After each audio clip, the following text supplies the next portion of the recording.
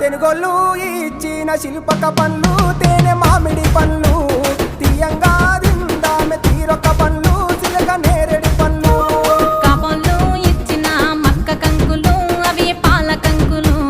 కాల్చుకొని తిందాము కందికాయలు పచ్చి పల్లికాయలు గుజారి గుజారి మామిళ్ళ కిందో నల్ల మామిళ్ళ కింద కుసుమరోళ్ళేసిన కుందన బొమ్మ అది కుందన బొమ్మ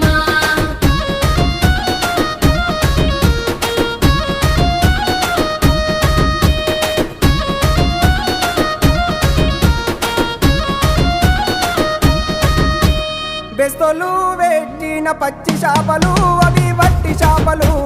కమ్మంగా